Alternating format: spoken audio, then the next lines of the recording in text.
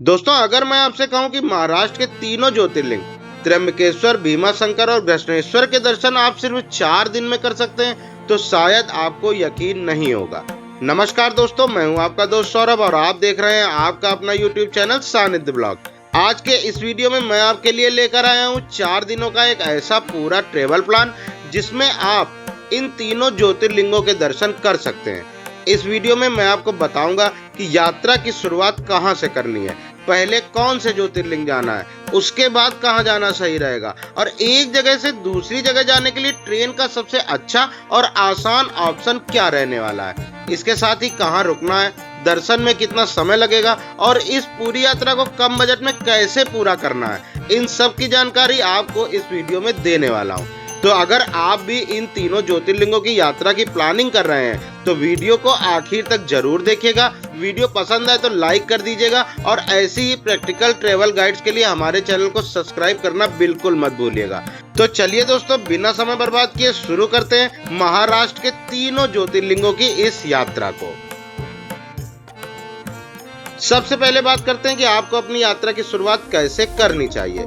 इन तीनों ज्योतिर्लिंगों की यात्रा में हम सबसे पहले नासिक स्थित भगवान त्र्यंबकेश्वर महादेव के दर्शन करने वाले हैं। त्र्यंबकेश्वर महादेव पहुंचने के लिए सबसे सुविधाजनक रेलवे स्टेशन है Nashik road railway station.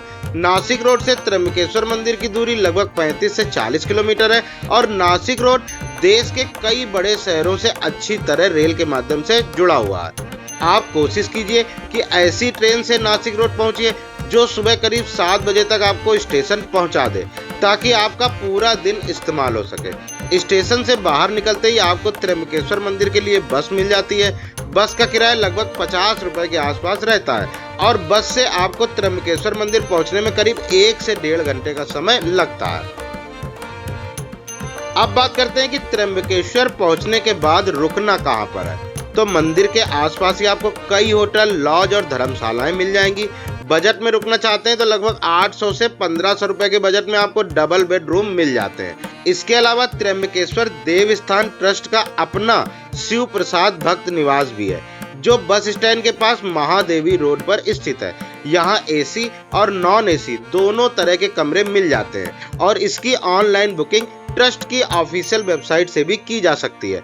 Availability होने पर स्पॉट बुकिंग की भी यहाँ पर सुविधा आपको मिलने वाली है। अगर आपको होटल की जगह धर्मशाला या भक्त निवास में रुकना है तो मंदिर के पास में ही महेश्वरी भक्त निवास, निरंजनी अखाड़ा भक्त निवास और दूसरी धर्मशालाओं के विकल्प भी मिल जाते हैं। इसलिए अपने बजट और सुविधा के हिसाब से इनमें से आप कोई भी ऑप्शन चुन सकते हैं। और एक बात का ध्यान रखिएगा कि सोमवार और सावन के समय त्र्यंबकेश्वर में काफी भीड़ रहती है। ऐसे समय में होटल या भक्त निवास की बुकिंग पहले से ही कर लेना बेहतर रहता है। होटल में पहुंचने के बाद सबसे पहले अपने होटल में जाइए, स्नान वगैरह करके थोड़ा नाश्ता कर लीजिए। इसके बाद निकल जाइए भगवान त्र्यंबकेश्वर महादेव के दर्शन के लिए। दोस्तों, मंदिर का पूरा वातावरण बहुत ही भव्य और दिव्य है। दर्शन की बात करें तो यहाँ पर सामान्य दर्शन में करीब 3 से 4 घंटे का समय सामान्य दिनों में लगता है। भीड़ के हिसाब से इसमें थोड़ा ज्यादा या कम समय भी लग सकता है। इसीलिए अगर आप लंबी लाइन से बचना चाहते हैं तो 200 रुपए का डोनेशन दर्शन पास ले सकते हैं। यह पास आपको ऑफिशियल वेबसाइट से ऑनलाइन मिल जाएगा या फिर त्र्यंबकेश्वर में निर्धारित काउंटर से भी मिल जाएगा। पास के साथ अपना वैलिड ID प्रूफ भी जरूर रखिएगा। त्र्यंबकेश्वर मंदिर में दर्शन का समय सुबह 5:30 बजे से रात के 9 बजे तक है। हालांकि त्योहार, विशेष पूजा या प्रशासनिक व्यवस्था के कारण समय में बदलाव भी हो सकता है, इसीलिए यात्रा से पहले एक बार ऑफिशियल वेबसाइट जरूर चेक कर लीजिएगा। दोस्तों, त्र्यंबकेश्वर एक बहुत ही सुंदर और प्राकृतिक नज़ारों से घिरा हुआ धार्मिक शहर है। भगवान शिव के ज्योतिर्लिंग होने के कारण इस जगह का धार्मिक महत्व और भी बढ़ जाता है। यहाँ दर्शन करने के बाद आसपास कई ऐसी जगह हैं जहाँ आपको जरूर जाना चाहिए। सबसे पहले ज्योतिर्लिंग के दर्शन करने के बाद आप अपना भोजन कर लीजिए। इसके बाद आप चले जाइए मंदिर से करीब 400 मीटर दूर कुशावर्त तीर्थ। इसे गोदावरी नदी के उद्गम से जुड़ा हुआ पवित्र तीर्थ माना जाता है और यह त्र्यंबकेश्वर के सबसे महत्वपूर्ण धार्मिक स्थानों में से एक है। इसके बाद आप ब्रह्मगिरी पर्वत की तरफ जा सकते हैं। यही वह पवित्र पर्वत है जहां से गोदावरी नदी के उद्गम की मान्यता जुड़ी हुई है। यहाँ का प्राकृतिक वातावरण और पहाड़ी का नज़ारा भी काफी खूबसूरत रहता है। अगर आप ऊपर तक जाना चाहते हैं तो इसके लिए थोड़ा ज्यादा समय और मेहनत रखिए। और अगर आपके पास समय बचता है तो इसके बाद आप दुगारवाड़ी वाटरफॉल चले जाइए, जो त्र्यंबकेश्वर के आसपास का एक खूबसूरत प्राकृतिक स्थल है। खासकर बारिश के मौसम में यहाँ हरियाली और झरने का नज़ारा देखने लायक होता है। इन सभी जगहों को घूमने के बाद रात में वापस अपने होटल आइए, आराम से खाना खाइए और अच्छी नींद ले लीजिए। अगले दिन दोस्तों थोड़ा सुबह जल्दी उठ जाइए, क्योंकि सुबह जल्दी उठने के बाद आपको त्र्यंबकेश्वर के आसपास की कुछ प्रमुख जगहें भी कवर करनी होंगी। तो सबसे पहले चलिए अंजनेरी पर्वत की तरफ। त्र्यंबकेश्वर से अंजनेरी लगभग 6 से 10 किलोमीटर के आसपास पड़ता है और इसे भगवान हनुमान की जन्मस्थली माना जाता है। यहाँ आपको करीब 3 से 4 किलोमीटर का ट्रैक करना पड़ता है और ऊपर जाने में लगभग 2 से 3 घंटे लग जाते हैं। इसलिए आने जाने और दर्शन करने के लिए कम से कम 4 से 5 घंटे का समय जरूर रखिए। अगर आप सुबह जल्दी निकलते हैं तो दोपहर तक अंजनेरी से वापस आ सकते हैं। इसके बाद अगर आपके पास शाम तक समय बचता है तो त्र्यंबकेश्वर के पास स्थित नील पर्वत की तरफ चले जाइए। नील पर्वत पर नीलांबिका देवी का मंदिर है और इसके आसपास दत्तात्रेय और नीलकंठेश्वर महादेव से जुड़े धार्मिक स्थल भी मौजूद हैं। यह जगह त्र्यंबकेश्वर मंदिर से बहुत ज्यादा दूर नहीं है और यहाँ पैदल भी जाया जा सकता है। इस तरह अगर आप सुबह जल्दी निकलते हैं तो अंजनेरी और नील पर्वत के दर्शन के साथ त्र्यंबकेश्वर की यात्रा का बड़ा हिस्सा दोपहर या शाम तक पूरा कर सकते हैं। इसके बाद अब हमें अपनी यात्रा के अगले ज्योतिर्लिंग भीमा शंकर की तरफ बढ़ना है। एक जरूरी बात दोस्तों बता दूं कि अभी 2026 में नील पर्वत के इलाके में भारी बारिश के दौरान सुरक्षा को लेकर जिला प्रशासन ने भू सर्वे और सावधानी की बात कही है। इसलिए मानसून में वहां जाने से पहले स्थानीय स्थिति को जरूर चेक कर लीजिएगा। त्र्यंबकेश्वर ज्योतिर्लिंग के दर्शन करने के बाद अब हमें जाना है घृष्णेश्वर ज्योतिर्लिंग की तरफ। त्र्यंबकेश्वर से घृष्णेश्वर की दूरी लगभग 210 किलोमीटर है और घृष्णेश्वर ज्योतिर्लिंग छत्रपति संभाजी नगर जिले के वेरूल में स्थित है। यहाँ जाने के लिए आपको सबसे पहले नासिक रोड रेलवे स्टेशन पहुँचना होगा। नासिक रोड से छत्रपति संभाजी नगर के लिए कई ट्रेनें मिल जाती हैं। इनमें 12:071 जन शताब्दी एक्सप्रेस एक बहुत अच्छा विकल्प है, जो नासिक रोड से लगभग 3:35 पर चलती है और शाम के करीब 6:30 बजे छत्रपति संभाजी नगर पहुंचा देती है। अगर आप त्र्यंबकेश्वर को अच्छे से घूमना चाहते हैं और दिन में ट्रेन नहीं पकड़ना चाहते तो रात में 17:57 देवागिरी एक्सप्रेस भी ले सकते हैं। यह नासिक रोड से रात करीब 1 बजे चलती है और सुबह लगभग 4:15 बजे छत्रपति संभाजी नगर पहुंचा देती है। इसीलिए अगर आप 4 दिन के हमारे इस पूरे प्लान को फॉलो कर रहे हैं तो आपके पास 2 विकल्प हैं। दिन में जनशताब्दी पकड़कर शाम तक संभाजी नगर पहुंच जाए, वहीं रात में रुके, या फिर त्र्यंबकेश्वर में अपना पूरा समय देकर रात में देवागिरी एक्सप्रेस पकड़े और सुबह सुबह संभाजी नगर पहुंच जाएं। दोस्तों अगर आप रात में ट्रेन से छत्रपति संभाजी नगर पहुंच रहे हैं तो आपको शहर के अंदर कहीं और रुकने की जरूरत नहीं है। रेलवे स्टेशन के आसपास ही रुक जाइए, क्योंकि सुबह आपको जल्दी घृष्णेश्वर ज्योतिर्लिंग के दर्शन के लिए निकलना है। रेलवे स्टेशन के बिल्कुल आसपास आपको कई सारे बजट होटल्स मिल जाते हैं, जिनका किराया 800 रुपए से 1200 रुपए तक रहता है। आप वहां कहीं पर भी देखकर स्टे कर लीजिए। इसीलिए रात में पहुंचते ही स्टेशन के आसपास ही रुक जाइए, सुबह जल्दी उठिए और घृष्णेश्वर ज्योतिर्लिंग के दर्शन के लिए निकल जाइए। छत्रपति संभाजी नगर रेलवे स्टेशन से घृष्णेश्वर ज्योतिर्लिंग लगभग 30 से 35 किलोमीटर की दूरी पर स्थित है।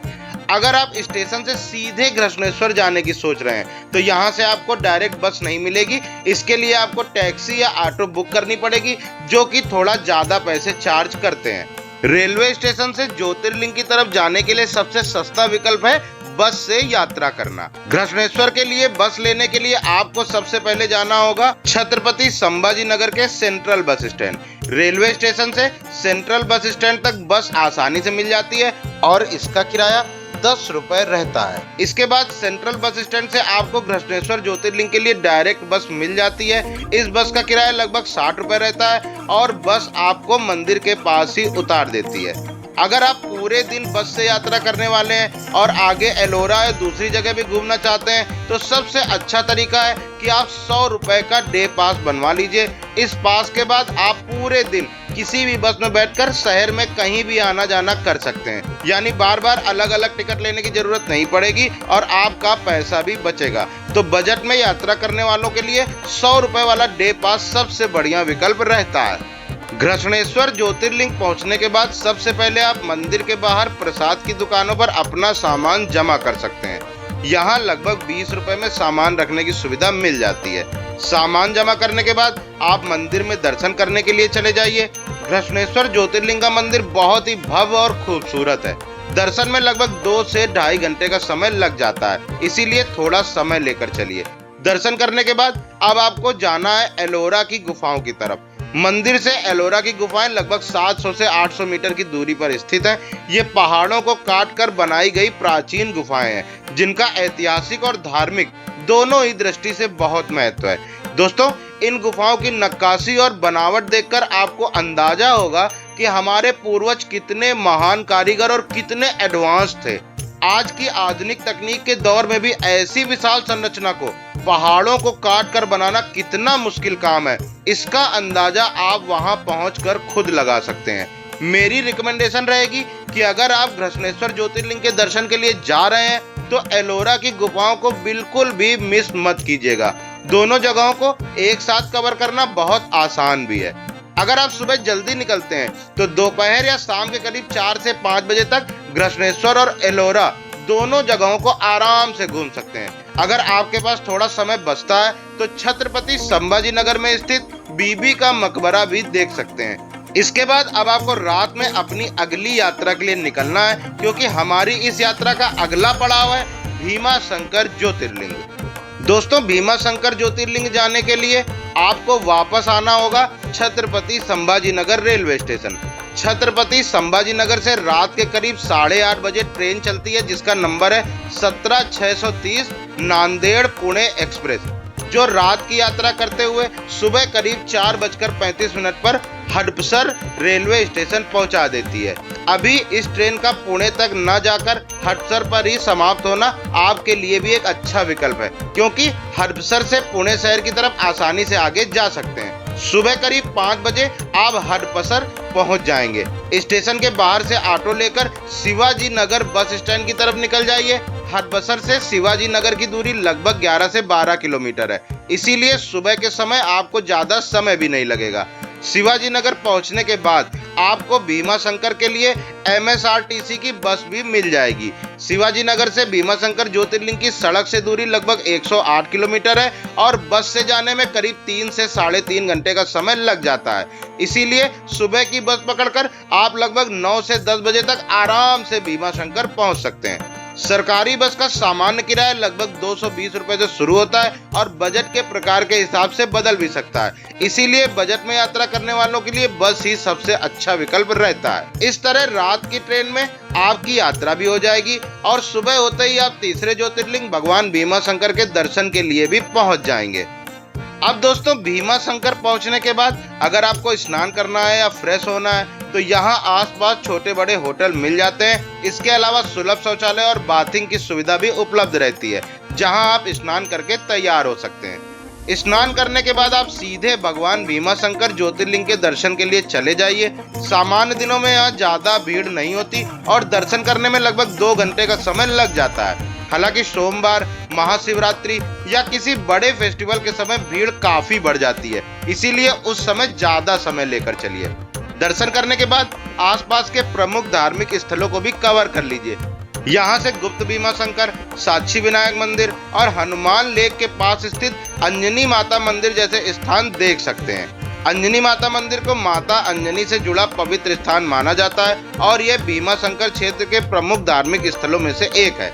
अगर आप सुबह जल्दी भीमा शंकर पहुंच जाते हैं तो शाम के करीब 4 से 5 बजे तक इन सभी प्रमुख जगहों के दर्शन आराम से फ्री होकर कर सकते हैं। इसके बाद भीमा शंकर से बस लेकर वापस पुणे आ जाइए। अगर आपकी पुणे से रात की वापसी की ट्रेन है तो आप सीधे अपनी ट्रेन पकड़कर घर के लिए निकल जाइए, और अगर आपकी ट्रेन अगले दिन की है तो पुणे में ही कोई होटल लेकर रात में आराम कर लीजिए और अगले दिन अपनी वापसी की ट्रेन पकड़ लीजिए। इस तरह थोड़ी सी प्लानिंग के साथ आप सिर्फ 4 दिनों में त्र्यंबकेश्वर, घृष्णेश्वर और भीमा शंकर इन तीनों ज्योतिर्लिंगों के दर्शन कर सकते हैं और पूरी यात्रा को काफी बजट फ्रेंडली तरीके से पूरा कर सकते हैं। अब बात करते हैं दोस्तों इस पूरी यात्रा के बजट की। 4 दिनों की इस यात्रा में आपका लगभग 8,000 से 10,000 रुपए का खर्च हो जाएगा। इसमें ट्रेन, बस, होटल, खाना और लोकल ट्रांसपोर्ट का खर्च शामिल है।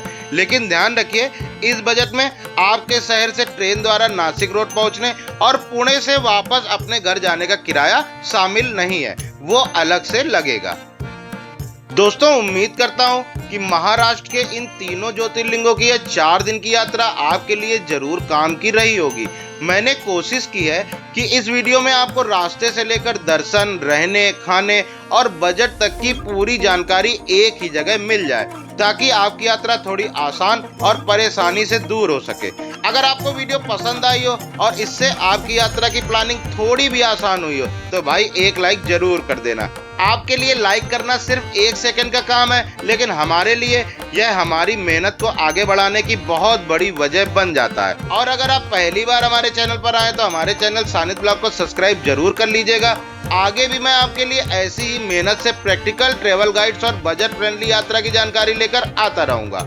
और हाँ, कमेंट में जरूर बताइएगा कि आप ये वीडियो किस शहर से देख रहे हैं और इन तीनों में से आपका अगला ज्योतिर्लिंग कौन सा होने वाला है। तो दोस्तों, इसी के साथ मैं लेता हूँ आपसे विदा। मिलता हूँ अगले वीडियो में एक नई यात्रा और एक नई कहानी के साथ। तब तक के लिए अपना ख्याल रखिए, खुश रहिए और मस्त रहिए। हर हर महादेव।